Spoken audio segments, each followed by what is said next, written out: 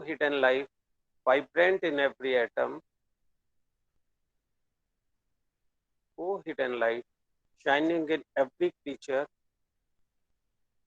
O hidden love, embracing all in oneness. May each who feels himself as one with thee know he is also one with every other. Om Shanti Shanti. Brothers and sisters, we heartily welcome you all to Shankar Lodge Delhi meeting this Saturday evening. We are privileged today that Brother U.S. Pandeyji is with us and he will share his thoughts today on the topic Pythagoras and his philosophy. Brother U.S. Pandeyji is an ardent international and national lecturer. He is a life member of Theosophical Society.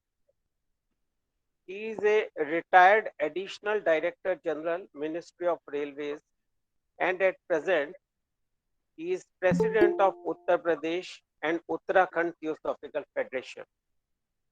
He is actively associated in lecturing and has delivered talks in India and in foreign countries and has conducted many study camps. He has addressed students and teachers in different educational institutions.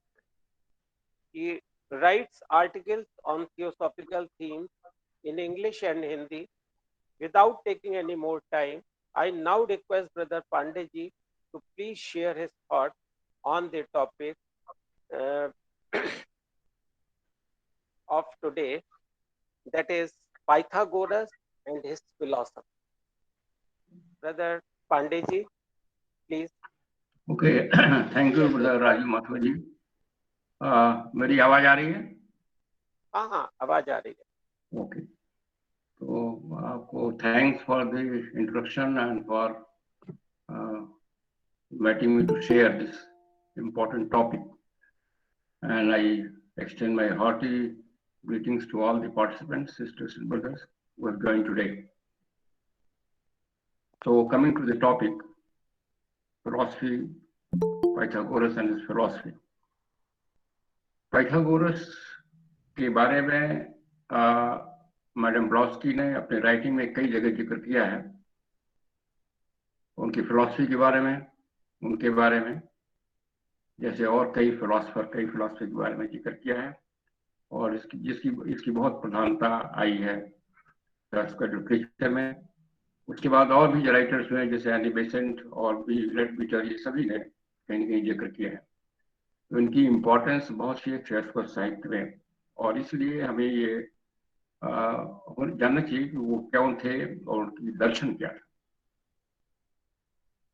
Pythagoras जो है ये सुकरात के पहले के Greek philosopher थे, pre Socratic, और करीब माना जाता है कि 582 से 507 बीसी में कॉमन एरा के पहले थे.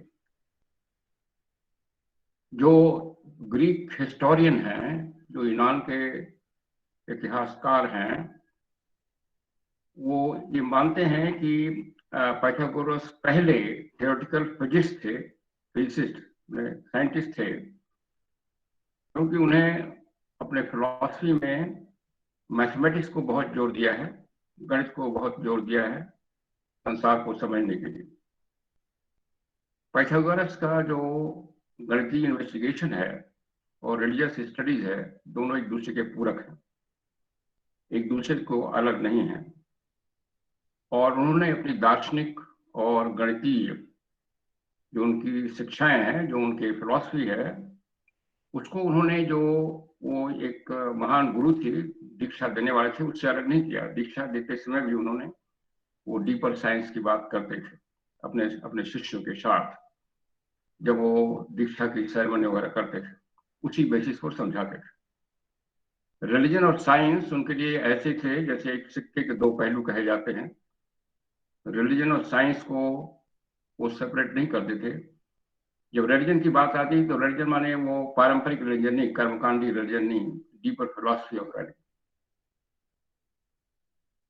उन्होंने कहा कि संख्या का अध्ययन करके और उस पर ध्यान करके हम पूरे प्राकृतिक संसार का रहस्य जान सकते हैं, उससे ज्यादा कि हम विज्ञान की किताबों को पढ़ के जाने या केवल दर्शन की किताबों को पढ़ के जाने।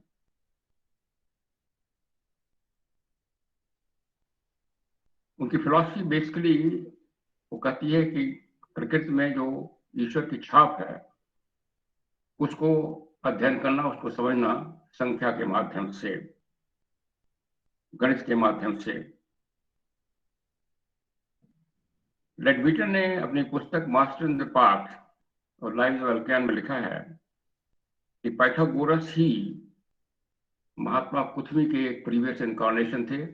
आप जानते हैं Mahatma Kuthumi one of the two teachers थे, महात्मा थे जिन्होंने ब्लॉट्सकी को थियोसॉफी का ज्ञान दिया, डायरेक्टर उनका है, और जिन्होंने थियोसॉफिकल सोसाइटी की स्थापना के मुख्य भूमिका में ये दो मास्टर थे, महात्मा कुथमी, महात्मा मोरे। तो लेडबीटर साहब ने लिखा है कि महात्मा कुथमी वही एक जन्म में, पुराने जन्म में पाइथागोरस थे। उनके कई बायोग्राफर हुए हैं, जीवनी के लेखक हुए हैं करीब 800 बार, और उसमें उनकी जीवनियां जो लिखी गई हैं उसमें कुछ न कुछ भेद है, अंतर है, कभी कभी इनकंसिस्टेंसी जो नहीं है। एक उनके जो सबसे प्रमुख बायोग्राफर हैं इमामुद्दीन, जो एक मशहूर दार्शनिक थे, उन्होंने उनका बर्थ प्लेस सिडॉन में बताया है, जबकि दूसरे बायोग्राफर प्रॉपरी ने उनका बर्थ प्लेस सामोस में बताया। सामोस वो ग्रीक में, यूनान में थे। तो कहीं कहीं डिसएग्रीमेंट में है, उनके जीवन की जो रूपरेखा दी गई है, तीन जो उनके प्रमुख बायोग्राफर हैं उनके जो वर्णन है उसमें एक वर्णन में कहा गया है कि वो एक फोनिशियन उसका एक क्षेत्र था ग्रीक का, उनमें एक थे मेनेसिटियस, जो एक जेम एनग्रेवर थे, जो हीरों पर खुदाई करते थे, वो उनके पिता थे, और उनकी माँ ग्रीक की थी, उनका नाम पाइथेनिस था। लेकिन थियोसॉफिकल फिलॉसफी में मैडम ब्लॉट्सकी लिखती हैं कि उनके पिता जो हैं बहुत ही एक उच्च कुल के थे और बहुत ही उच्च ज्ञान के थे उनके पिता। पाइथागोरस उनका डीडोर बहुत सुंदर था, बहुत ही अर्ली एज में वो मैच्योर लगते थे अपनी अक्ल में, अपनी बुद्धि में, और बहुत ही उनका चरित्र पवित्र था, शुरू से ही गंभीर थे, और उनका जो रेपुटेशन था अर्ली एज में भी काफी फैल गया था, चारों तरफ के जो क्षेत्र थे, देश थे। बाद में उनको लोग इतना अच्छा मानने लगे कि एक कथा लीजेंड वहां पर हुई कि he is son of Greek god Apollo. Apollo सूर्य देवता को कहा जाता है ग्रीक फिलॉसफी में। तो ये कहा गया कि वो उनके पुत्र हैं, क्योंकि उनका जो जो तेज था, उनका जो बुद्धि थी बहुत ही प्रखर शुरू से थी। पाइथागोरस फोनेशियन लैंग्वेज भाषा बोलते थे, क्योंकि उनके पिताजी वहीं पे उसी एरिया के थे, जैसे इंडिया में कई क्षेत्रीय भाषाएं हैं। और वो उनका जो दीक्षा हुई थी वो बेबुलस एक जगह है वहां पर हुई थी, और वहां पर एक मंदिर माउंट कार्मेल, जैसे इंडिया में कार्मेल स्कूल वगैरह है, वहां पर माउंट कार्मेल। उनके जो टीचर थे थेल्स, वो बड़े वृद्ध हो गए थे, उन्होंने उनको एडवाइस किया पाइथागोरस को आप मिस्र जाइए और वहाँ बहुत ही डीप और मिस्ट्री की शिक्षाएं हैं, फिलॉसफी हैं, गुरु हैं, वहां से सीखिए, तब आप दुनिया के सबसे बुद्धिमान मनुष्य बन जाएंगे। उनकी सलाह लेके वो मिस्र गए, वहां पर 22 साल रहे, और वहाँ के तमाम धर्म गुरुओं से उनका इंट्रोडक्शन हुआ। तो इजिप्ट की बहुत डीपर फिलॉसफी थी, उसका अध्ययन किया। बड़े बड़े जो हायरोफेंट थे, अडप्ट थे वहाँ के, उनके उनके उसमें आए, और वहाँ की परिपाटी और वहाँ के जो निषेध थे सबको उन्होंने देखा और कुछ को अडॉप्ट किया। एक उसमें था कि पाइथागोरस जो है अपने शिष्यों को बीन की फली खाने को मना करते थे, क्योंकि उसका जो अपीयरेंस है वो भ्रूण की तरह होता है, जो घर में भ्रूण होता है। ये उन्होंने इजिप्ट की फिलॉसफी से उसमें था।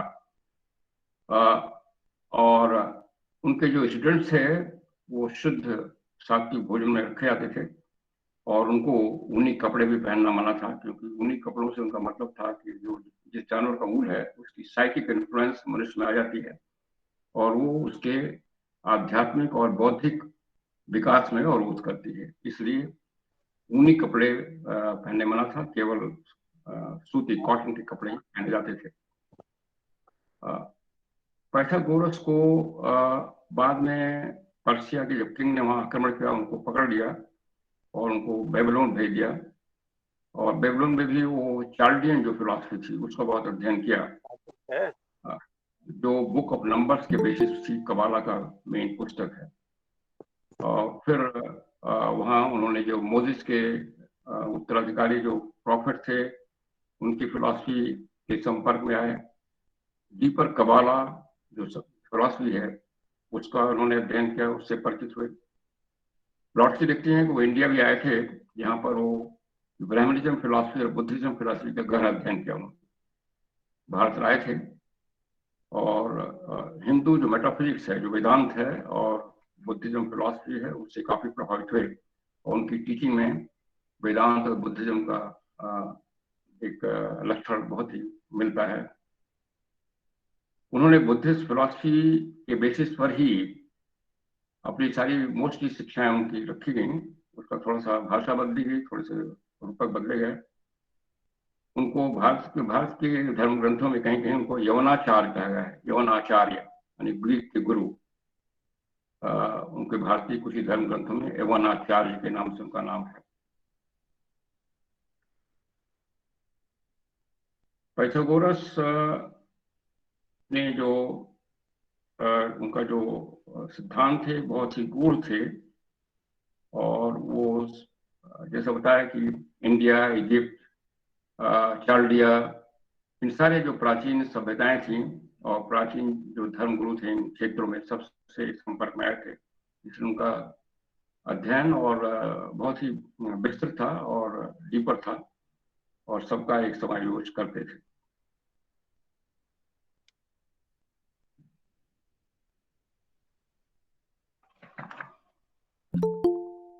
पाइथागोरस जो है एक, मैंने बहुत सी लिखी, पाइथागोरस एक इनिशिएट थे, खुद है, दीक्षित थे मिस्ट्रीज में, मैंने डीपर साधना के स्कूलों में, जैसे प्लेटो थे। पाइथागोरस जो है बहुत ही शुद्ध और हायर लेवल के इनिशिएट थे, दीक्षित थे और स्वयं ही एक बहुत बड़े हेरोफ्रेंड हुए, मैंने धर्म गुरु हुए थे जो डीपर शिक्षा देते थे। प्रेजेंट नहीं कर रहा मैं अभी तो ये हेलो, ई पुकाक ने लिखा है कि पाइथागोरस जो शब्द है वो बुद्ध और गुरु से मिला है। बुद्ध जिसके गुरु हैं, बुद्ध प्लस गुरु से पाइथागोरस बना। ये पीकॉक लिखते हैं। जब जो ग्रीक लौटे इंडिया से जा करके तो लोगों को लगा कि बुद्ध शिक्षा लेके आए हैं। बुद्ध के थोड़े ही कुछ 200-300 साल बाद इंडिया आ गए थे, इसलिए बुद्ध की ओरिजिनल जो शिक्षा है उसके संपर्क में थे। तो पाइथागोरस उन्होंने कहा है, पीकॉक ने, कि बुद्ध गुरु, जिसका गुरु बुद्ध है, उससे बुद्ध गुरु से पाइथागोरस शब्द बना। लेकिन दूसरे जो विद्वान है सेल्टिक, वो कहते हैं कि जो पाइथा शब्द है ग्रीक में, उसका मतलब है तारों का ऑब्जर्वर, जो मैंने एस्ट्रोनॉमर जो है नक्षत्रों का अध्ययन करते हैं। एक दूसरा मतलब है कि जो ओरेकुलर, जो भविष्यवाणी कर सकते हैं, ये सब पाइथा के मतलब। तो बुद्ध गुरु का मतलब है कि जो बुद्धिस्ट फिलॉसफी का टीचर है, बुद्धिस्ट फिलॉसफी का शिक्षक है। कि पाइथागोरस के नाम के बारे में थोड़ा हमने आपसे शेयर किया। पहली बार पाइथागोरस लाए। फिलोसफर शब्द का मतलब है लवर ऑफ विजडम, फिलोसोफिया, बुद्धिमत्ता का प्रेमी, ये फिलोसफर शब्द का मतलब है। ग्रीक में उसका शब्द है फिलोसोफोस। तो फिलोसफर शब्द लाने का पहला क्रेडिट उनको दिया जाता है। वो उस अपने युग के महानतम गणितज्ञ थे, ज्योमेट्र थे, एस्ट्रोनॉमर थे, प्राचीन काल के अपने युग के, और उच्चतम मेटाफिजिशियन, दार्शनिक थे और विद्वान माने जाते हैं। और इसलिए उनकी जो प्रसिद्धि है वो इम्पेरिसिबल है, अमर है। जहाँ भी फिलॉसफी का अध्ययन किया जाता है, जहाँ वहाँ पर पाइथागोरस का नाम अवश्य आता है। अब उनके स्कूल और उनके टीचिंग के बारे में थोड़ा सा हम देख रहे हैं। जो बेबीलोन से उनको फ्री कर दिया गया, पहले बताया ना, बेबीलोन को उनको ले जाया गया था एज ए प्रिजनर। जब वहां से फ्री हो गए तो फिर अपने देश में आए और वहां पर गुफा में रहे काफी दिन तक। वहां पर साधना किया, उन्होंने मेडिटेशन किया और एक स्कूल खोल दिया वहीं पर अपने शिष्यों को कुछ सिखाने के लिए, ध्यान और अपनी शिक्षाएं सिखाने के लिए।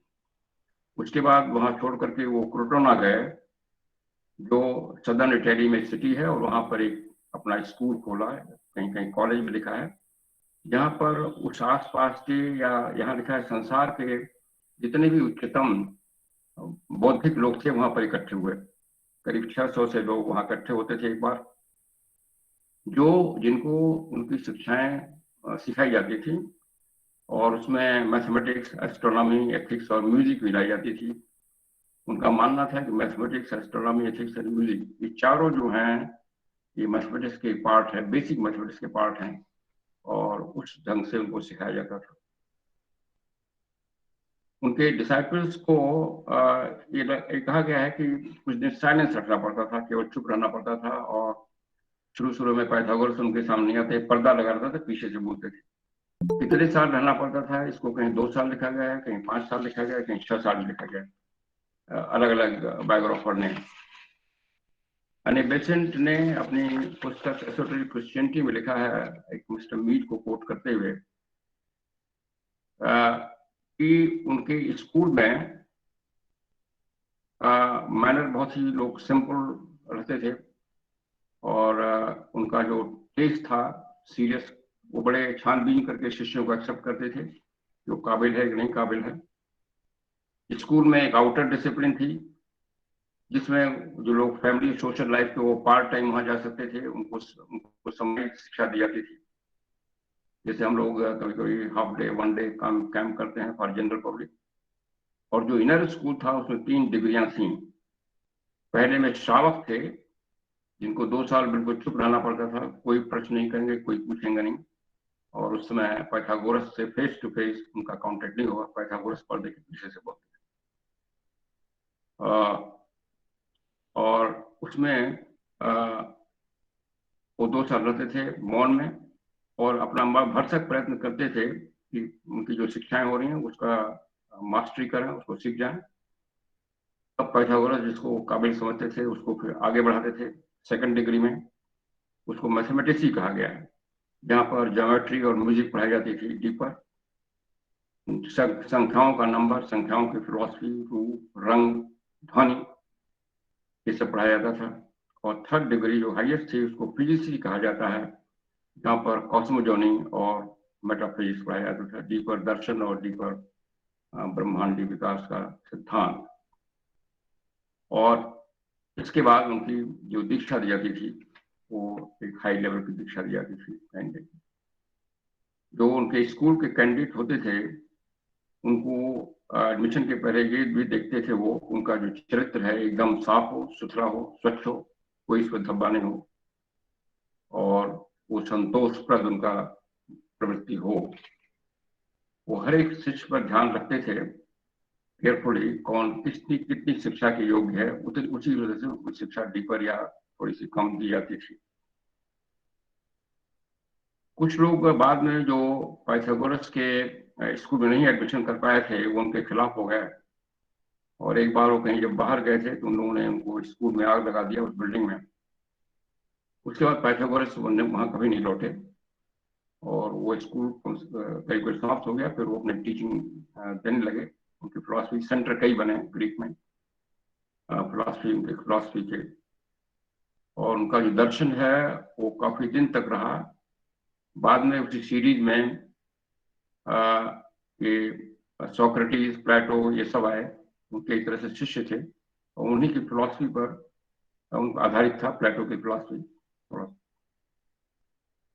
अरिस्टोटल भी, जो अरस्तु थे, वो भी उनकी फिलोसफी में इंटरेस्टेड थे, हालांकि उतना नहीं जितना प्लेटो और सोक्रेटिस। ये कहा गया है पाइथागोरस की बहुत ही सिद्धियां थी, पावर थी। उनके जो एक बायोग्राफर है माम्बलस, उन्होंने लाइफ ऑफ पाइथागोरस की किताब लिखी है, ग्रीक में लिखी होगी, उसका जो इंग्लिश अनुवाद है लोगों के पास अवेलेबल, उसमें से कोट किया गया है। उन्होंने लिखा है कि उनके पास बहुत सी सिद्धियों की वो सेमी डिवाइन फिगर थे, अर्ध दिव्य एक मनुष्य थे, सुपरमैन उनको माना जाता था, सुपर नेचुरल पावर थी उनके पास। वो अपने पुराने जन्मों को उनको ज्ञान था, अपने शिष्यों का भी पुराना जन्म वो देख करके बता सकते थे। वो कई ऐसे काम अद्भुत कर सकते थे, जैसे आप ब्लॉट्सली और महात्मा के बारे में हम लोगों ने पढ़ा है, जिनको सुपर नेचुरल माना जाएगा, सुपर फिजिकल माना जाएगा। एक ही दिन में वो 2 शहरों में देखे गए, एक सिसिली में, एक मेट्रोपॉलिटन में, जिन दोनों के बीच में चलने के लिए कई दिन का समय लगता था। यही होगा जिसको हम लोग समझते हैं अपने मायावी रूप को प्रोजेक्ट किया होगा उन्होंने। 2 जगह, 2 शहरों में, जिसमें डिस्टेंस कई दिनों का जर्नी थी, उसमें एक साथ उनको शिक्षा देते हुए रिकॉर्ड किया गया उस बायोग्राफी में। और अरिस्टोटल ने भी इस कहानी को अपने लेख में लाए हैं। वो भूचाल और बाढ़ और तमाम जो प्राकृतिक घटनाएं थी उसको पहले भविष्यवाणी कर देते थे। वाइल्ड जंगली जानवरों को कंट्रोल कर लेते थे। समुद्रों और नदियों की तरंगों को जब तूफान आते थे उनको नियंत्रित कर लेते थे, केवल देख करके या केवल कुछ वाक्य शब्द बोल करके। उनको क्लैरवायंट पावर थी और उन्होंने उसका इस्तेमाल करके एक बार किसी व्यक्ति को चिन्हित कर दिया था जिसने उनके किसी शिष्य को मार दिया था, मर्डर कर दिया था। इमोबिलिटीज जो थे, जो बायोग्राफर थे पाइथागोरस के, उन्होंने अपनी पुस्तक में लिखा है कि जो फिलोसफर थे, इसको सैमिन फिलोसफर का भी कहीं कहीं कहा गया है, उन्होंने एक मादा भालू को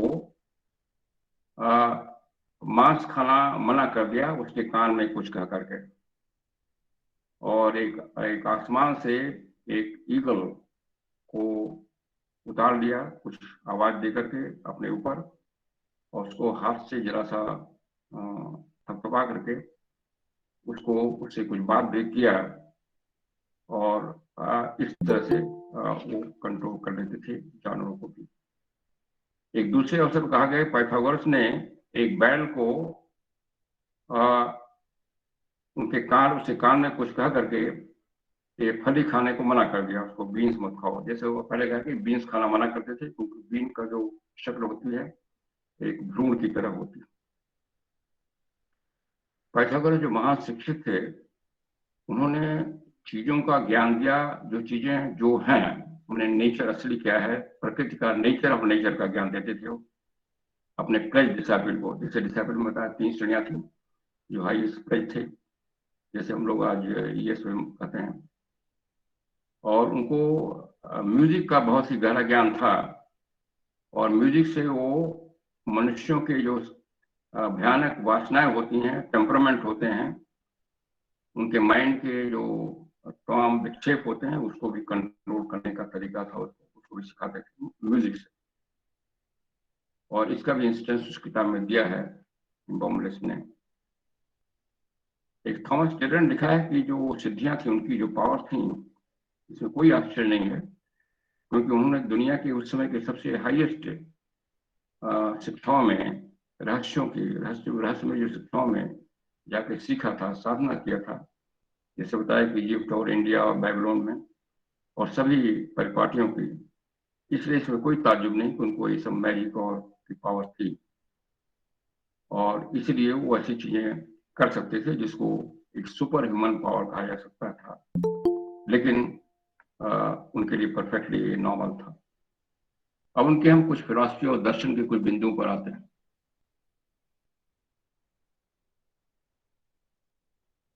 हेलोसेंट्रिसिटी, पाइथागोरस ने ही वेस्टर्न फिलॉसफी में पहली बार बताया कि पृथ्वी अपने एक्सिस पर घूमती है और चारों तरफ सूर्य के चारों तरफ घूमती है। इसको हेलोसेंट्रिक फिलॉसफी कहा जाता है।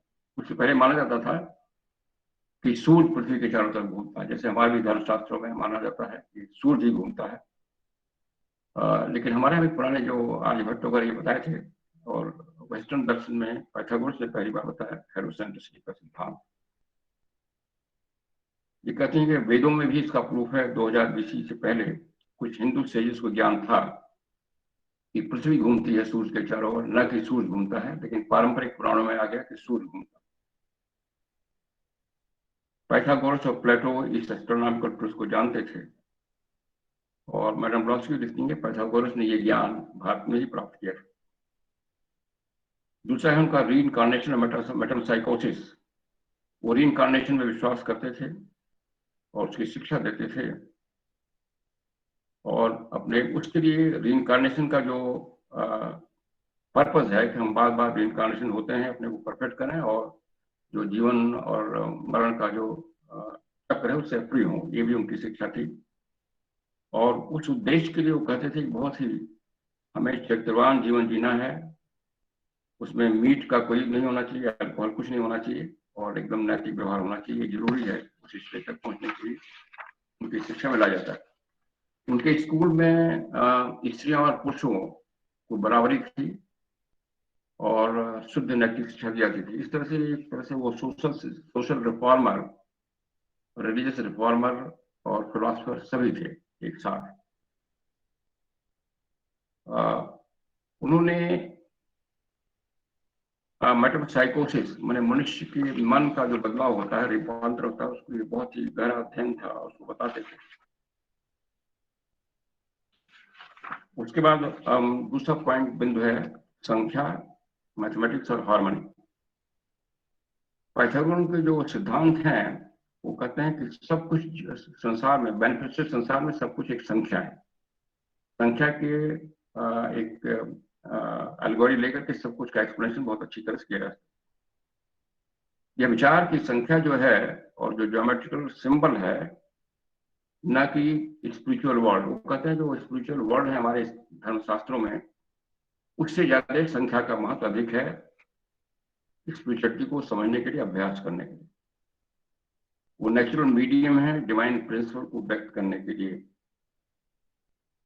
जो ईश्वर है और ब्रह्मांड है उसका बेसिस नंबर है, संख्या है, जो उनके दर्शन में बताया। पाइथागोरस का सबसे कॉमन जो नोन सिद्धांत है, जिसको हम 47th proposition of Euclid geometry कहते हैं, यहाँ हम गुप्ता जी से करेंगे, उसको जरा प्रोजेक्ट कर दें। Gupta ji, can you share that figure?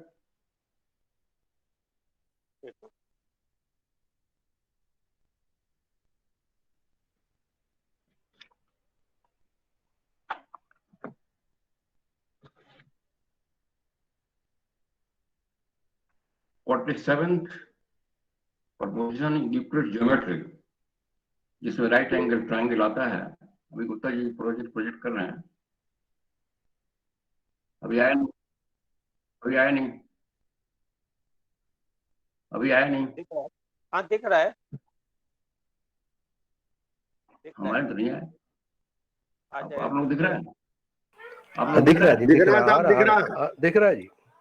अच्छा, चलिए दिख रहा है, ठीक है। हमारे स्क्रीन नहीं आ रहा, कोई बात नहीं, I explain, no problem. Right angle triangle, इसमें सभी जानते हैं कि जो हाइपोटेन्यूज है उसका जो स्क्वायर होता है बाकी दो भुजाओं के स्क्वायर के बराबर होता है। ये हम सभी ज्योमेट्री में पढ़े हुए हैं। इसको बेसिकली पाइथागोरियन थ्योरम कहा जाता है। इस पर ग्रीक में एक पोस्टल स्टैम्प इशू हुआ था इनकी पाइथागोरस के मेमोरी में 1955 में। इस ट्रायंगल पर उसका पोस्टल स्टैम्प फिगर थी, जिसमें जो जो जो उनकी भुजाएं हैं 3, 4 और 5 के प्रोपोर्शन थी। 3 square plus 4 square is equal to 5 square. ये इनकी 50वीं एनिवर्सरी पर पाइथागोरस के वहां जारी किया गया। उनका कहना था कि जो स्क्वायर है इस राइट एंगल ट्रायंगल के भुजाओं पर, वो डिवाइन पावर को रिप्रेजेंट करते हैं, और उसको समझाते थे ये डिवाइन मैनिफेस्टेशन है, कुछ दिखाता है ये राइट एंगल ट्रायंगल। जैसा उनका कि मैनिफेस्टेशन संसार का सारा कुछ ज्योमेट्री और मैथमेटिक्स पे बताया जाता है, तो मैनिफेस्टेशन का जो सिद्धांत है उन्होंने कहा राइट एंगल ट्रायंगल से दर्शाया जाता है। इसके बारे में अरुण डेक ने अपनी पुस्तक लोटस फायर में लिखा है कि जो राइट एंगल ट्रायंगल है ये मैनिफेस्टेड जो ब्रह्म है, मैनिफेस्ट ईश्वर की तीनों लोगास, फर्स्ट लोगास, सेकंड लोगास, थर्ड लोगास को बताता है। और जो इक्विलेटरल ट्रायंगल है वो अनमैनिफेस्टेड लोगास, लेकिन त्रिआयामी जो है उसको दर्शाता है, जो तीनों भुजाएं बराबर। एंड जो राइट एंगल ट्रायंगल है उसकी जो दो परपेंडिकुलर भुजाएं हैं, उसमें एक थर्ड लोगास है जिसको हम ब्रह्मा कहते हैं, जो लाइफ पहले देती है मैटर में। और सेकंड जो है भुजा, जो सेकंड लोगास है जिसको हम विष्णु कहेंगे, वो फॉर्म बनाता है लाइफ का और फॉर्म को जीवंत करता है। जो हाइपोटेन्यूस है वो फर्स्ट लोगास है जिसको हम शिव कर सकते हैं, शिव कहते हैं हमारी फिलॉसफी में, वो सबका आधार है।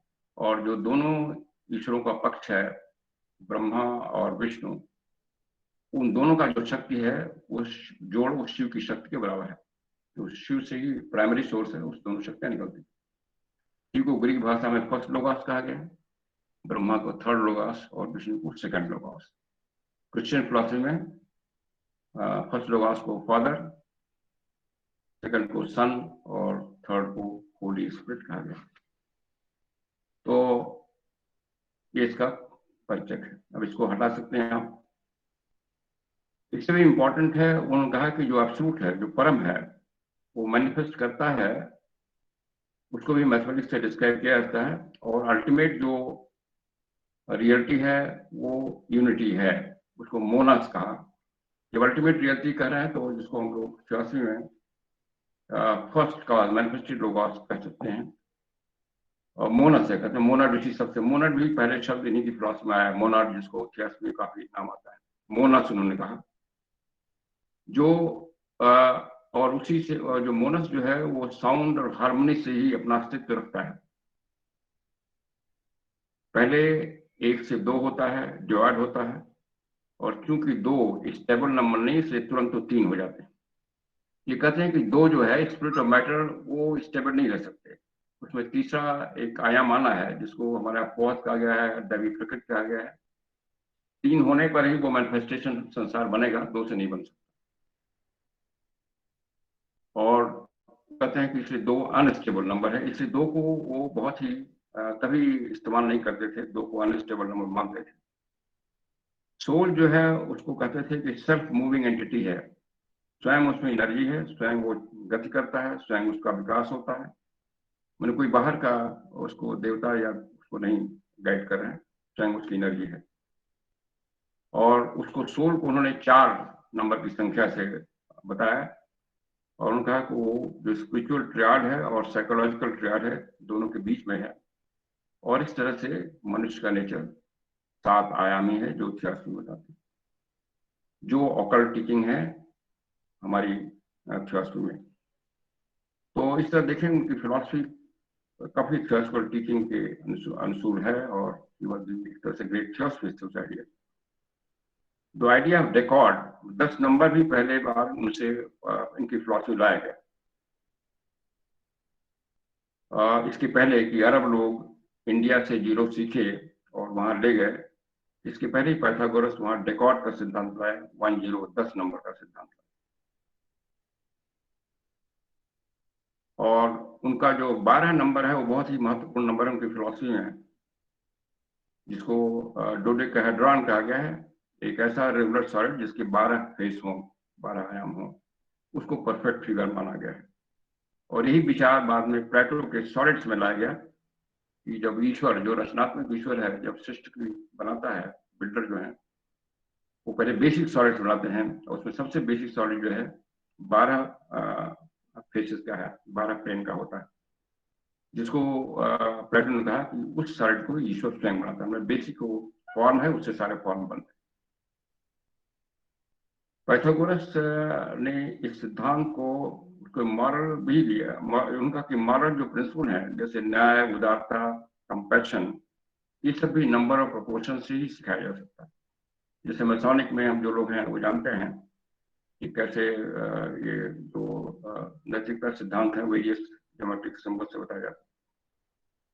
और यही आइडिया उनका जो प्लेटो को प्रभावित किया, और प्लेटो ने अपनी पुस्तक रिपब्लिक में इस फिलॉसफी का वर्णन किया है।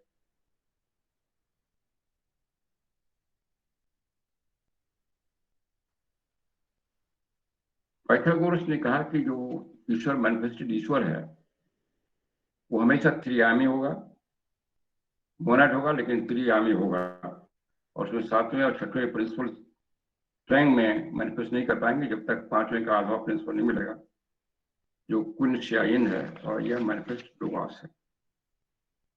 और वो लोगास ही जो ग्रेट डीप है, यानी जो मूल प्रकृति है, उसमें प्रवेश करता है और उसी से सारा संसार बनता है, और उसी को इनएफेबल नेम जो अकहा उसका नाम है ईश्वर का, उसी में हमेशा रहता है, मैंने उसकी एनर्जी हमेशा रहती है। एक फिलोसफर ने कहा था कि यूनिवर्स जो है ह्यूज एनिमल है, एक बहुत बड़ा जानवर है,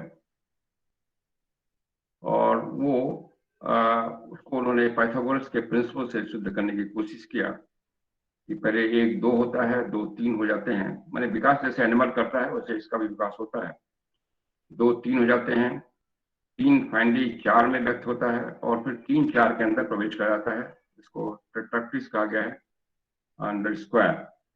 वो रिप्रेजेंट करता है पूरे मैनिफेस्ट संसार को।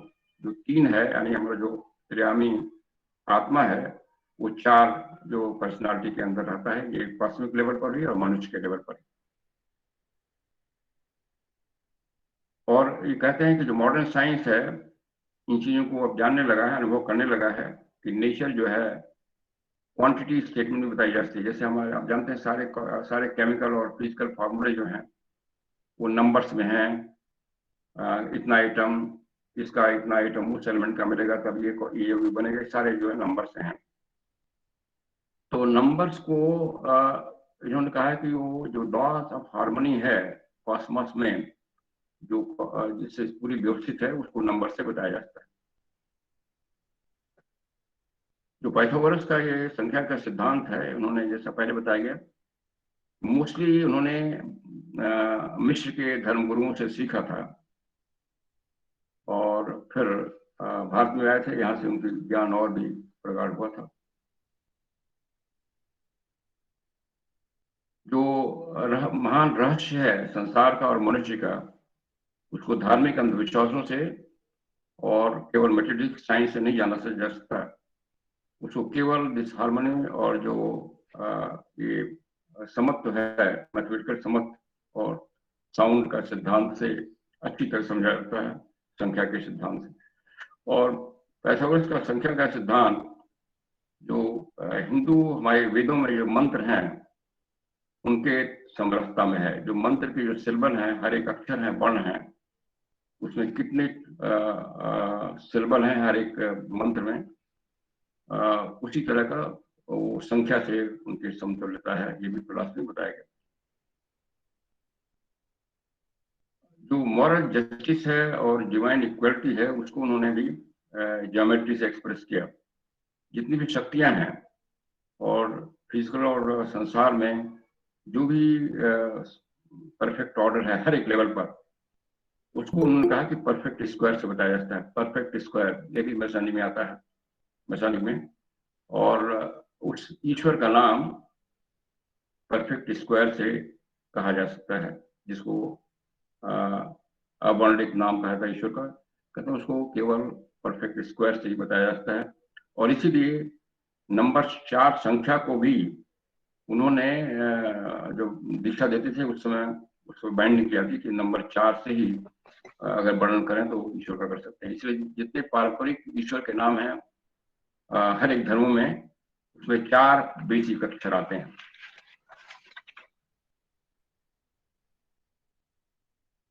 जो इनका जो प्रॉपर दूसरे इनके जो बायोग्राफर कहते हैं कि पाइथागोरस की जो संख्याएं हैं वो सांकेतिक सिंबल हैं, जिसके द्वारा उन सभी विचारों को वो बताते हैं जो चीजों की वास्तविकता है। पाइथागोरस ने ये सिखाया कि पूरा संसार जो है एक गणितीय रूप से बिल्कुल सही कॉम्बिनेशन है। प्लेटो ने कहा कि जो ईश्वर है वो हर एक चीज को ज्योमेट्री के फिगर में प्रदर्शित करता है, मैनिफेस्ट करता है। नंबर 7 का इनके फिलॉसफी काफी इंपॉर्टेंट बताई गई है। पाइथागोरस की फिलॉसफी जो है कबालिश दर्शन में 7 संख्या की जो संभावना है, पोटेंशियलिटी है, उसको काफी बताया गया है। बाह्य दर्शन में जो इसको सूर्य की जो 7 स्पेक्ट्रम की जो 7 रंग हैं, 7 किरणें हैं, उसको रिप्रेजेंट करता है। एसोटेरिक फिलॉसफी में इसको 7 रेड गॉड, जो गॉड की जो 7 पावर्स हैं, उसको माना जाता है। ये जो 7 संख्याएं हैं, इनका 3 प्राइमरी कलर होता है। 7 जो कलर हैं सोलर स्पेक्ट्रम के, उसमें 3 प्राइमरी कलर बन जाते हैं, रेड, ब्लू एंड येलो। और वो सोलर ट्रिनिटी कहते हैं। अपने जो सूर्य देव हैं या लोगास हैं सोलर सिस्टम के, 3 आयामी है, फर्स्ट, सेकंड, थर्ड लोगास। ये तीनों कलर्स को रिप्रेजेंट करते हैं, प्राइमरी कलर। साइंस ने भी बाद में जो 7 को 3 प्राइमरी में माना है, डिवीजन कि 3 प्राइमरी हैं और 3 से ही 7 बनते हैं। पाइथागोरस ने 7 संख्या को जीवन का व्हीकल कहा है, जीवन का वाहन कहा है 7 संख्या को, क्योंकि सारा जीवन जो है किसी लेवल का जब मैनिफेस्ट होता है 7 की संख्या से, 7 प्लेन से, 7 बॉडी से, 7 प्लेन से होता है। और इसी में मनुष्य के शरीर और मनुष्य का सोल भी रहते हैं साथ में। उन्होंने बताया कि मनुष्य की 4 प्रिंसिपल हैं, और जो सोल है ट्रिपल है। सोल को उन्होंने ट्रिपल आयाम बताया, उसमें रीजन है, पैशन है और डिजायर। तर्क बुद्धि है, भावनाएं हैं और इच्छाएं हैं, जैसे हम लोग कॉमन मनस है और इंटेलेक्ट। दूसरा पॉइंट है यूनिटी और मोनाइड। उनका जो बेसिक विचार है कि हर एक फॉर्म, हर एक परिवर्तन और हर एक घटनाओं के पीछे एक यूनिटी है, एकत्व तो बना रहता है हमेशा, जो थियोसॉफी का सिद्धांत है। First fundamental principle, there is oneness at all level. Pythagoras जो सिद्धांत है उसमें ये पाया जाता है कि जो मल्टीप्लिसिटी है, जो विविधता दिखाई पड़ती है संसार में, उसका आधार यूनिटी है। इसलिए एक जो यूनिटी है वही सब जगह परवेट कर रही है, ये हमें हमेशा ध्यान में रखना है। और ये बहुत ही पुराना सिद्धांत है, जिसको अगेन इन्होंने इजिप्शियन फिलॉसफी से और भारत की फिलॉसफी से और बेबीलोन की फिलॉसफी से देखा था। इसको बाद में जो पाल हैं, क्रिश्चियन प्रथा के बड़े ऊंचे संत, उन्होंने भी अपने गॉस्पेल लाए हैं। For him and through him and to him all are things, मैंने सभी चीजें उन्हीं में हैं, उसी के लिए हैं और उन्हीं के लिए, उन्हीं में से मैनिफेस्टेड ईश्वर। और इसलिए मानव धर्मशास्त्र में कहा गया है कि जब प्रलय होता है तब जो परमात्मा या जो पुरुष है, वो स्वयं के द्वारा डिजॉल्व कर देता है, फिर अगले समय में अपने को प्रकट करने के लिए। मैंने सब कुछ एक होता है, फिर दिखाता है। जो मिस्टिक डेकॉर्ड है, मैंने 10 नंबर है, वो बना है 1 + 2 + 3 + 4 से। अब ये 4 नंबर जोड़े तो 10 बनता है। इसको पाइथागोरस कहते हैं कि नंबर 1 गॉड को रिप्रेजेंट करता है, मैनिफेस्ट गॉड को। नंबर 2 मैटर को रिप्रेजेंट करता है। नंबर 3 कंबाइनिंग मोनाड एंड डुएड, मैंने जो मैनिफेस्ट संसार, इन दोनों का तत्व लेकर पैदा होता है, उसको रिप्रेजेंट करता है। और 4 जो है सबके शून्यपन को दर्शाना है, जो मैनिफेस्ट संसार सब शून्य है, सब इल्यूजन है। इस तरह से 1 + 2 + 3 + 4 + 10, ये जो 10 होता है, ये पूरे मैनिफेस्ट संसार का सिंबल है। उसमें ईश्वर भी है, मैटर प्रकृति भी है, मैनिफेस्ट संसार भी है और सबकी शून्यता भी है। तो पूरा मैनिफेस्ट संसार जो है 10 नंबर बताता है, इसलिए 10 नंबर को उन्होंने अपनी फिलॉसफी में काफी इंपॉर्टेंट दिया। और इसको उन्होंने कहा कि जो है इसी नंबर से पूरा संसार व्यवस्थित है, और उसमें हजारों एलिमेंट हैं, तत्व है, लेकिन फिर भी वो एक ही स्पिरिट के व्यक्त स्वरूप हैं। वो इंद्रियों के लिए हमें एक chaos लगेंगे, अव्यवस्था लगेगी, लेकिन हमारे तर्क बुद्धि के लिए वो कॉस्मोस बड़ी सुंदर व्यवस्था दिखाई पड़ती है। जिन्होंने पाइथागोरस को अध्ययन किया है और उनकी मोनाइड के सिद्धांत पर काफी मनन किया है, वो ये समझते हैं कि जो डुएड है जो वन है वो डुएट बन करके जब ट्रिपल होता है तो जो यूनिटी है वो पीछे चली जाती है।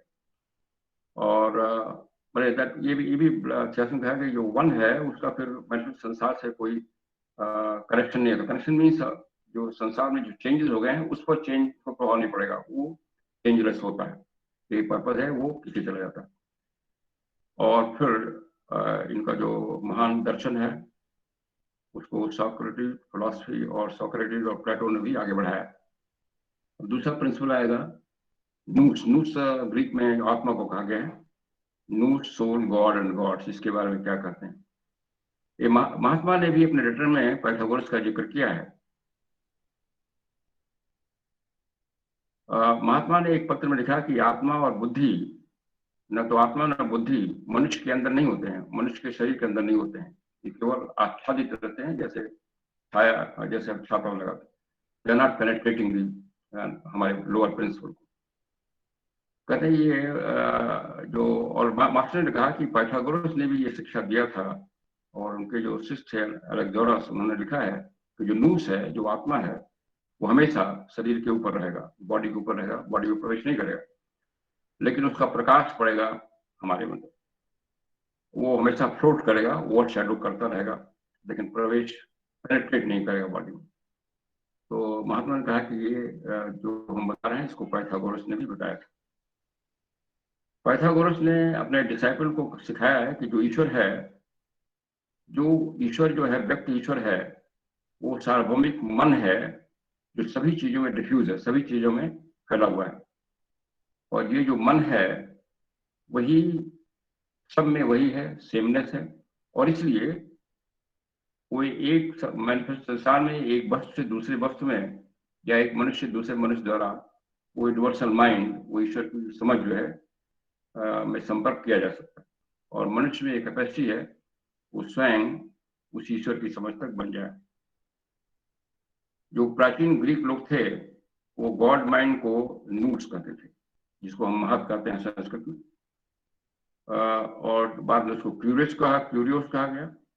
और क्यूरियस ही मरकरी है, बुद्धि है, डिवाइन विजडम है, जिसको हम कहकर के मानते हैं। इसलिए बुद्धि पर या मरकरी पर या क्यूरियस पर उनकी फिलॉसफी में वर्णन लाया गया है, जिसको गीता में बुद्धि योग कहा गया। पाइथागोरस ने एक और उसमें वर्णन किया है कि स्फीयर ऑफ प्योरिफिकेशन द सन, सूर्य में शुद्धता का एक स्फीयर है।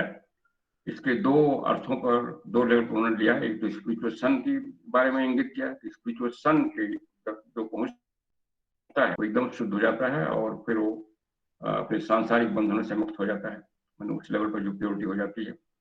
और दूसरा उसका मतलब है जो फिजिकल सन है, जो हेलोसेंट्रिक सिद्धांत है, जो सूर्य के चारों तरफ पृथ्वी घूम रही है, तो सूर्य जो है हमारी चेतना के केंद्र में भी स्पिरिचुअल सन, और जो फिजिकल सन जो है मैनिफेस्ट संसार के केंद्र में है। और पूरा हमारा जो आध्यात्मिक विकास स्पिरिचुअल सन के चारों तरफ हो रहा है। और जैसे पृथ्वी का मूवमेंट और पृथ्वी के जो कार्यवाही है वो भौतिक सूर्य के चारों तरफ होती है। पाइथागोरस ने सोल को एक सेल्फ मूविंग यूनिट कहा है, और उसके 3 एलिमेंट बताए हैं, नूस, फ्रेन और थोमस। उन्होंने कहा जो फ्रेन और थोमस है वो जानवर में नहीं होते। दैट मीन्स जो बुद्धि जो है प्रकट नहीं होती, मैनिफेस्ट नहीं होती। दैट मीन्स या मनस प्रिंसिपल एक्टिव नहीं होता उसमें बुद्धि के द्वारा। और इसीलिए जो कुछ लोग कहते हैं कि जो पाइथागोरस ने ट्रांसमाइग्रेशन सिखाया, ट्रांसमाइग्रेशन मीन कि मनुष्य जो है, मनुष्य की जीवात्मा जानवर में भी जा सकती है। कहते हैं ये गलत है, क्योंकि उन्होंने बड़ा कहा कि जो नूस है वो जानवर में नहीं है, बुद्धि मैंने एक्टिव नहीं है। इसलिए ये बताता है कि उन्होंने कभी नहीं सिखाया कि मनुष्य की जीवात्मा जानवर बनेगी, जानवर के बॉडी में जा सकती है। अगेन ये थियोसॉफी की शिक्षा से मिलती है। प्लेटो और पाइथागोरस करते हैं। प्लेटो और पाइथागोरस सोल को एक दूसरे विचार में 2 हिस्सों में बांटते हैं, एक रेशनल नोएटिक और दूसरा इरेशनल एगोनिया। वही हायर मनस और काम बुद्धि मनस और काम मनस। उनका जो सोल का वो हिस्सा है जो रेशनल है वो इटर्नल है, वो शाश्वत है, जैसे हमारा हायर मनस शाश्वत है। हालांकि वो ईश्वर नहीं है, वो स्वयं ईश्वर नहीं है, जो आत्मा नहीं है, लेकिन वो शाश्वत है। लेकिन फिर भी वो शाश्वत ईश्वर का ही उत्पाद है, उसी से निकला है, आत्मा से। और दूसरा जो है इरेशनल सोल है, वो मर जाता है, वो डिसइंटीग्रेट होता है, जैसा हम शास्त्र में पढ़ते हैं। सिद्धार्थ बुद्ध गौतम की फिलॉसफी में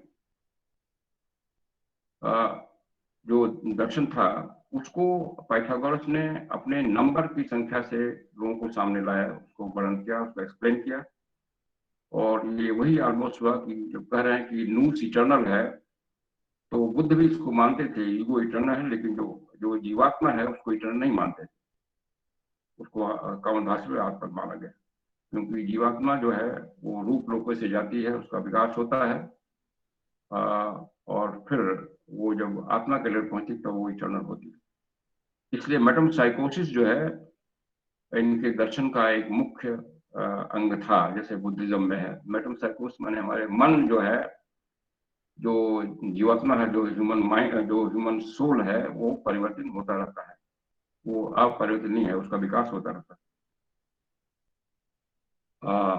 पाइथागोरस ने जो ईश्वर का वर्णिंग नाम है,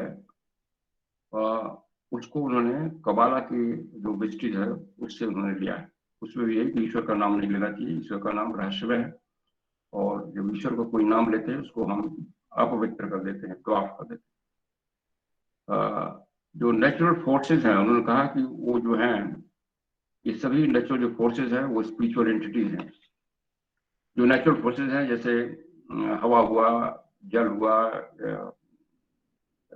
जितने फोर्सेस हैं जो नेचर में काम कर रही हैं, वर्षा की जो शक्तियां हैं, ये सभी उनका कि ये स्पिरिचुअल एंटिटी है, जैसे हमारा मानते हैं सब देवता लोग हैं जो इसको गाइड करते हैं, बट ये लोग लोअर देवता हैं। पाइथागोरन में जो उनका जो सिद्धांत है, उसमें ह्यूमैनिटी गॉड्स हैं, देवता हैं, और उनका जो गुप्त विद्या है, एसोटेरिक साइंस है, वो भी भारत के दर्शन और बुद्ध दर्शन से प्रभावित है। फिर उनका एक बड़ा है स्फीयर्स, म्यूजिक ऑफ स्फीयर्स, संगीत के पिंड, ये बहुत मशहूर उनका है। ये कहा गया कि म्यूजिक ऑफ स्फीयर्स वही है जो हमारे हिंदू फिलॉसफी में वश कहा गया है, जिसको ब्रह्मा का पुत्र या ब्रह्मा की माना गया है। इसमें क्रिश्चियन फिलॉसफी में वर्ड या लोगोस माना गया है। ये सभी चार्जियन, हिब्रू और ओल्ड बुद्धिज्म और हिंदू दर्शन में किसी के दूसरे शब्द लाए गए म्यूजिक ऑफ स्फीयर्स। और जो पाइथागोरस ने कहा कि जो जो डीटी है, जो लोगोस है, वो यूनिटी का सेंटर है, सोर्स ऑफ हार्मनी है, और वो हर जगह वो हार्मनी इसलिए दिखाई पड़ती है। जो यूनिटी है वो कोई नंबर नहीं है, इसलिए वन कोई नंबर नहीं है, क्योंकि वन तो वो सबका स्रोत है। और उन्होंने, जैसा पहले बताया गया, कि प्रिलिमिनरी स्टेप में शिष्य को science of arithmetic, astronomy, geometry और म्यूजिक, ये सभी डिवाइन मैथ्स, उन्होंने कहा कि सबको सीखना पड़ना जरूरी है आगे बढ़ने के लिए। चार संख्या को उन्होंने नेचर का की पर कहा है, क्योंकि सारा नेचर जो है, सारा प्रकृति है, चार बेसिक तत्वों से प्रकट होती है, पृथ्वी तत्व, जल तत्व, वायु तत्व, अग्नि तत्व। चार उनका की नंबर है नेचर। और जो 7 नंबर है, उस पर उसी से उन्होंने हार्मनी और म्यूजिक ऑफ स्फीयर का भी बात किया। उन्होंने कहा कि जो म्यूजिक ऑफ स्फीयर की एक्सप्लेन करते हुए कहा कि जो प्लैनेट्स हैं, 7 प्लैनेट, उनके बीच में डिस्टेंसेस हैं, उनमें एक प्रोपोर्शन है। उन्होंने कहा कि ये अर्थ, पृथ्वी और चंद्रमा के बीच में जो डिस्टेंस है, अगर उसको वन टोन माने, तो मरकरी, मून से मरकरी तक आधा टोन होगा, और वहां से जो शुक्र है वही होगा आधा, और शुक्र से शनिश्चर तक 1.5 टोन होगा, और फिर सूर्य से मार्स तक, मंगल तक 1 टोन, और वहां से जुपिटर तक हाफ टोन, आधा टोन, और जुपिटर से सैटर्न तक फिर हाफ टोन। इसलिए सब मिलाकर के ये 7 टोन बनते हैं। इसलिए पूरा जो सारे प्लैनेट घूमते रहते हैं सूर्य की तरफ, उनका वैसे ही जैसे एक वाद्य यंत्र के जो कई तार होते हैं जब झंझनाते हैं तो एक समरसता में ध्वनि निकालते हैं। इसलिए जो सभी प्लैनेट घूमते हैं, ये 7 मेन प्लैनेट सूर्य के चारों ओर, तो एक बड़ी समृद्ध ध्वनि निकालते हैं, लेकिन उनकी कंपन इतना तेज होता है कि मनुष्य के कान की क्षमता के बाहर होता है, इसे हम सुन नहीं पाते। लेकिन एक लेवल पर एक दीक्षित मनुष्य को सुन सकता है, और इसलिए पूरा संसार जो व्यक्त संसार है एक म्यूजिक इंस्ट्रूमेंट है। बड़ी सुंदर म्यूजिक उसमें निकलती है। अब हम थोड़ा सा देखते हैं पाइथागोरस जो सिद्धांत है वो बुद्धिस्ट, ब्राह्मण और हेर्मेटिक फिलॉसफी से कैसे कंपैटिबल है। हर एक जो सिद्धांत है, बुद्धिस्ट सिद्धांत बहुत डीपर है, उसकी जो परप्लेक्सिटी है उसको हम ज्यादा अच्छी तरह समझ सकते हैं अगर पाइथागोरस के सिद्धांत के प्रकाश में उसको अध्ययन करें। जैसे बुद्ध ने कहा था कि जो भी मेरे सिद्धांत से अपरिचित रह जाएगा वो फिर पृथ्वी पर वापस आना पड़ेगा, वो परफेक्ट नहीं बन पाएगा, और परफेक्ट बनने के लिए, मैंने निर्वाण में जाने के लिए उसको अपने माया के बंधनों से मुक्त करना पड़ेगा, उसको अपनी पैशंस हटाना पड़ेगा और अपने को नियम के साथ बांधना पड़ेगा। नियम माने धर्म के आ गया, और फिर उसको उस अपने पूरे विकास एनालिसिस के सिद्धांत को समझना पड़ेगा। इसी बुद्धिस्ट डॉक्ट्रिन पर पाइथागोरस ने अपने सिद्धांत और अपने दर्शन और सिद्धांत का आधार बनाया। उनका जो क्रीचर्स है, जो प्राणी हैं, उनकी जो स्पिरिट हैं, और वो जिसको हम बर्थ कहा गया, एमुलेशन कहा गया, वो सब उसी एक ही ईश्वर के सब अंश हैं, लेकिन फॉर्म नहीं है उसके। फॉर्म जो है खत्म हो जाते हैं, डिसइंटीग्रेट हो जाते हैं, लेकिन उनकी जो सांस है, जो स्पिरिट है, वो हमेशा रहती है, वो खत्म नहीं होती। और इसलिए हर एक क्रीचर का जो स्पिरिट का अंश है वो अमर है, इमॉर्टल है। लेकिन वो क्या है जिसको न शरीर है न कोई रूप है, जिस पर विचार नहीं किया जाता, जो अदृश्य है और जो अविभाज्य है, वो है भी नहीं भी है। तो ये ऐसा प्रश्न के पूछवाता है। इसी को बुद्धिज्म में निर्वाण कहा गया। ये न कोई चीज है न कोई क्षेत्र है, केवल एक अवस्था है। जब निर्वाण को प्राप्त करते हैं तो मनुष्य जो है संसार के सारी फिलॉसफी से मुक्त हो जाता है, जो 4 नोबल ट्रुथ है उससे मुक्त हो जाता है, उसका प्रभाव नहीं आता, और इसका प्रभाव केवल कुछ कारण, क्योंकि कारण कुछ होता नहीं, कारण प्रभाव का क्षेत्र से बाहर जाता है। जो हर्मेटिक फिलॉसफी है, जैसा ऊपर वैसा नीचे, ये भी पाइथागोरस ने सिद्धांत में लाए हैं। जो बुद्धिस्ट फिलॉसफर थे उनके पास भी ये सिद्धांत की व्याख्या है, बाइबल में भी लाया गया है और वेदों में भी इसका है। बट बेसिकली ये हर्मेटिक फिलॉसफी है, एज लो सो बिलो, मैंने ऊपर जैसा नियम चल रहा है नीचे भी वैसा नियम चलेगा। इसलिए मनुष्य को ब्रह्मांड का एक क्षुद्र ब्रह्मांड, क्षुद्र कहा गया, छोटा ब्रह्मांड। पाइथागोरियन को जो संख्या है हार्मोनी की, उनके प्लेटो के डॉक्ट्रिन की जो क्रिएशन पर, वो बुद्ध के डॉक्ट्रिन से बिल्कुल उसी तरह है। पाइथागोरियन फिलॉसफी का जो महान उद्देश्य है वो है कि मनुष्य का जो एस्ट्रल सोल है उसको पदार्थ और इंद्रियों के बंधन से मुक्त कर दिया जाए, और उसको इतना फिट कर दिया जाए अपने ध्यान द्वारा, अपने स्पिरिचुअल अध्ययन द्वारा, फिलॉसफी द्वारा, कि वो निर्वाण की अवस्था तक प्राप्त हो जाए, फाइनल एस्पिरेशन। अमानिकस जो थे एक फिलॉसफर थे जो पहली बार एक फिलॉसफी शब्द लाए थे। उन्होंने कहा कि जो पहली बार ये बताया कि हर एक धर्म जो है एक और उसी सत्य पर आधारित है, जो हर्मिस की किताब बुक ऑफ थॉट में पाया गया है, और वही किताब पाइथागोरस और प्लेटो ने अध्ययन किया और उसी पर अपना सिद्धांत बनाया। और वही सिद्धांत ब्राह्मण धर्म का भी है, बुद्ध धर्म का भी है। जो थॉट नेम है वो प्रोफेसर वाइडर कहते हैं, वो एक कॉलेज ऑफ असेंबली है। जैसे अपने यहाँ व्यास को एक आदमी नहीं माना जाता, एक ग्रुप माना जाता है, मैंने एक खास व्यक्ति नहीं माना। उसी तरह थॉट भी है, एक सीरीज ऑफ टीचर्स माने गए हैं थर्मेटिक फिलोसफी। थॉट का वैसी है जैसे हमारे यहाँ व्यास को माना गया, ग्रीक फिलोसफी। और इस तरह जो पाइथागोरस का सिद्धांत है और हमारा वैदिक सिद्धांत है और बुद्धिस्ट सिद्धांत है और बाइबल का न्यू टेस्टमेंट है, उसमें काफी समरूपता है। इसको मैडम ब्लॉस्की ऐसी सनवेल में एक टूल दी है, 337 338 पर। पूरा टेबल मैं नहीं करूंगा आपके सामने, आप देख सकते हैं। उसमें कंपेयर किए कैसे ये सिद्धांत के बेसिक पॉइंट मिलते हैं। जैसे वो लाती हैं कि इसमें सबसे ईश्वर का सबसे आप आनंद ये कह सकते हैं कि आप ईश्वर का जो कार्य हो रहा है संसार में उसको अध्ययन करें, उसको जानें और उसके अनुसार जीवन जिए। ये सभी दर्शन में, बुद्धिस्ट दर्शन में, हमारे मनुशास्त्र में और इसमें बुद्धिस्ट में, इसको न्यू टेस्टमेंट लाया गया है कि आप जो हैं, जो जीवन में पिता हैं उनके बच्चे हैं, इसलिए आप उसी तरह बने जैसे आपका फादर परफेक्ट है। मैंने वो कहते हैं कि बाइबल में भी उसी सिद्धांत को लाया गया। फिर कहा गया कि केवल फिर आता है कि जो purity of mind alone sees the God, शुद्ध मन ही ईश्वर का अनुभव कर सकता है। ये गॉस्पेल में लाया गया क्रिश्चियन न्यू टेस्टमेंट की, blessed are the pure in heart for they shall see God.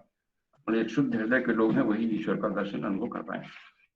तो उन्होंने टेबल से दिया है कि ये पुरानी फिलॉसफी का जो प्रभाव है वो है, जो क्राइस्ट की टीचिंग है उसमें बड़ा साफ दिखाई पड़ता है।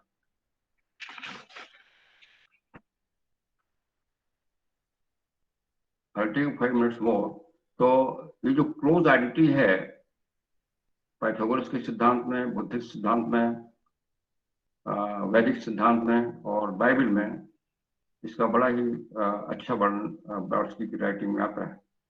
और फिर अन्वेषण करती है कि सब जो ज्ञान है इसको यह नहीं मान लेना चाहिए कि बाहर से सब कुछ निकला जैसे वो लोग मान लेते हैं। कहते हैं जो ग्रेट लॉज है हमारे हाइरोफेंट का वो सेंट्रल एशिया में है, जिसको हम जानते हैं। जो ग्रेट लॉज है जहाँ पर नंबर 1 रखते हैं शरद कुमार माना जाता है हमारे फिलोसफी के, वहाँ पर गोबी डेजर्ट में। तो कहें जो ग्रेट लॉज है इस पृथ्वी पर सेंट्रल एशिया में है और सारे ज्ञान वहीं से निकलते हैं। चाहे हमारा वैदिक ज्ञान हो, चाहे बुद्धिस्ट ज्ञान हो, या पाइथागोरस सिद्धांत हो, और जो हाईएस्ट दीक्षित होते हैं वहीं से प्रेरणा मिलती है, वहीं से उनको ज्ञान मिलता है। और इसलिए चूंकि स्रोत एक ही है, इसलिए सभी डॉक्ट्रिन एक ही चीज बताते हैं। थोड़ी सी भाषा बदल जाती है, तरीके बदल जाते हैं समय के अनुसार, राष्ट्रों के अनुसार। इसलिए पाइथागोरस जो है पूरी दुनिया ट्रेवल किए थे, इसलिए उनकी फिलॉसफी दुनिया के सभी सिद्धांतों को समाहित करती है और बहुत ही ग्रैंड फिलॉसफी है, ये अन्वेषण दिखती हैं। लेकिन उनके जीवन में भी कुछ लोग क्रिटिसाइज भी किए, जैसे हर एक को कोई क्रिटिसाइज करता था। कुछ लोग कहते थे कि पाइथागोरस जो है बहुत ही पावर हंग्री हैं और बहुत चालाक आदमी हैं, अपने ज्ञान के पीछे पावर इकट्ठा करना चाहते हैं, कभी तो होता है। लेकिन ये एक आदि लोग करते थे। कंक्लूजन है कह सकते हैं पाइथागोरस जो है शुद्ध दार्शनिक, बहुत ही प्रकृति के रहस्यों के प्रकांड विद्वान, जो एंशिएंट फिलॉसफी है उसके महान दार्शनिक और विद्वान थे। और उनका जो है स्वयं वो बहुत ही एक हायर अडेप्ट की स्टेट के थे। उन्होंने नेचर की पावर्स को अपने कंट्रोल में कर लिया था।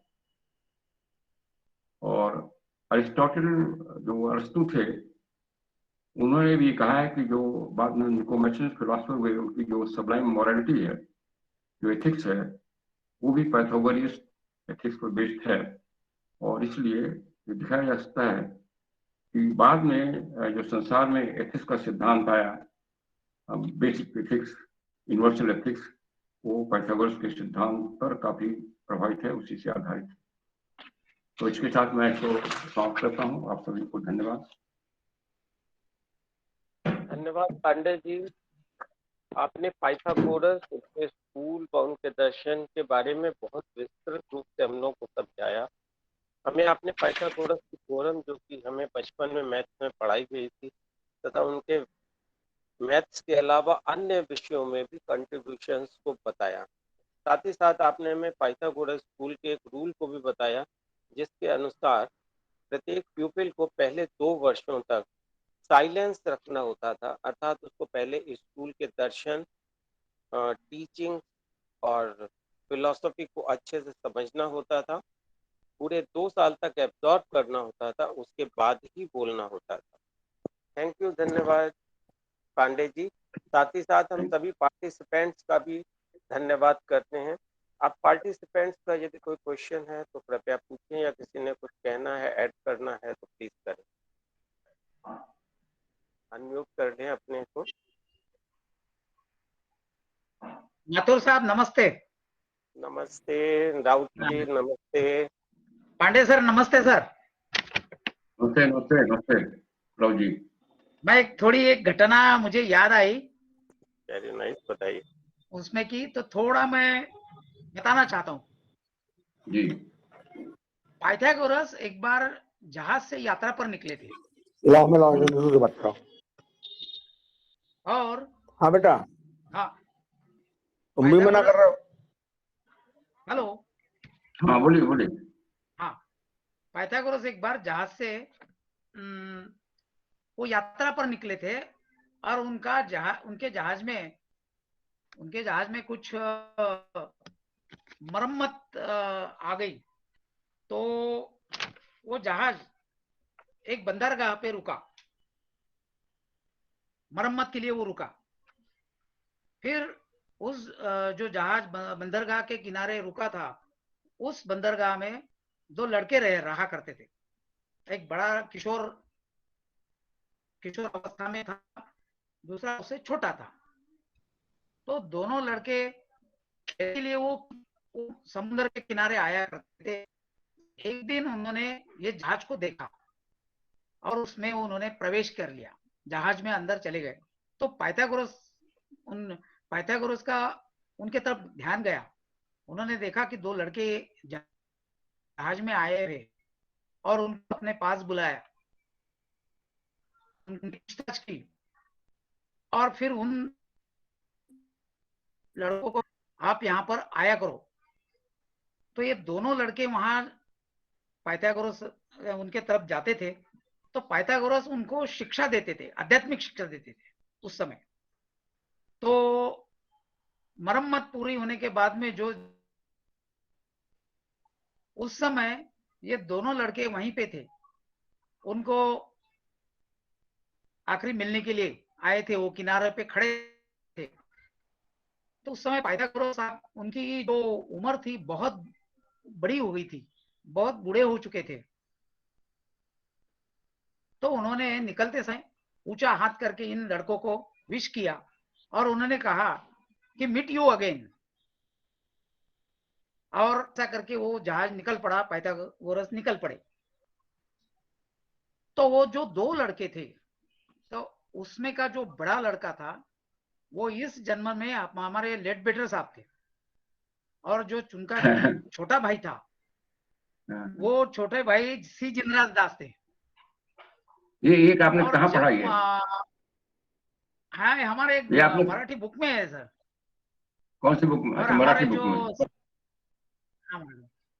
तो ये किसका जब ओरिजिनल ये ऑथर कौन है? ओरिजिनल ऑथर कौन है इस किताब का, इस मराठी, वर्णन का? आप वो बताइए, मैं चेक आपको करके बताइएगा। बताऊंगा अगर सर। अभी अभी याद नहीं बताइएगा, चेक करके। हाँ हाँ हाँ हाँ। तो जब इस जन्म में लेडबेटर साहब को महात्मा कुतुमी जी ने दर्शन दिया, तो उस समय लेडबेटर साहब उनको पहचान नहीं पाए।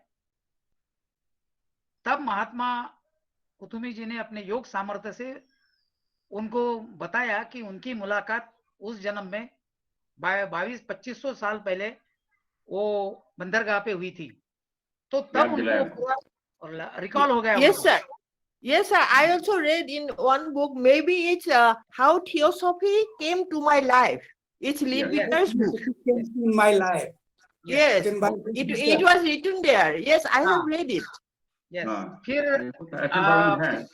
तो लेट Yeah. पीटर साहब लिखते हैं कि उस जन्म के बाद मैं 2100-2200 साल स्वर्गलोक में रहा, Hmm. ऐसा उन्होंने कहा था। तो ये एक घटना थी उनके जीवन की। Thank you sir. Yeah. बिल्कुल In बिल्कुल सही है। Pythagoras school, Yes.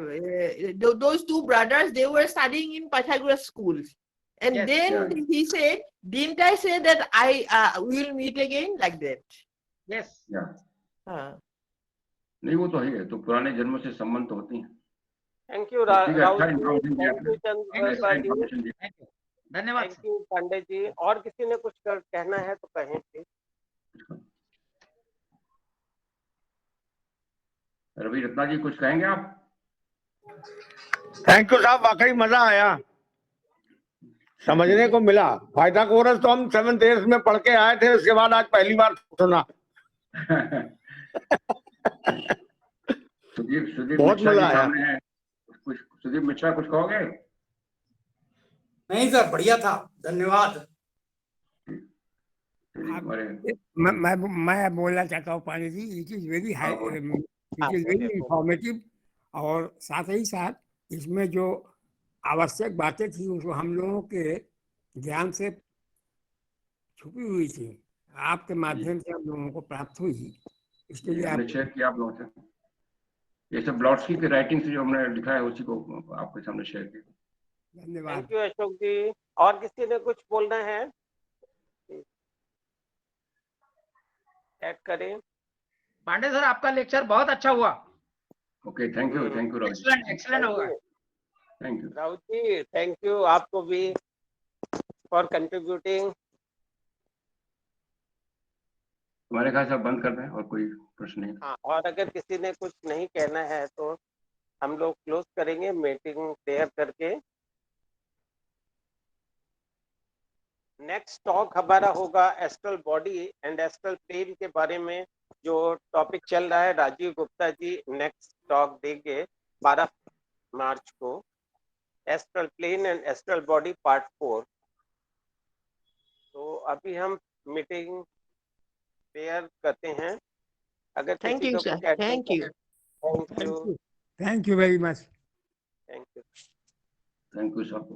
ओम सर्वे भवन्तु सुखिनः, सर्वे सन्तु निरामयाः, सर्वे भद्राणि पश्यन्तु सर्वे भद्राणि पश्यन्तु, न कश्चित् दुःखभाग् भवेत्। मा कश्चित् दुःख भाग् भवेत्। ओम शांति। शांति शांति।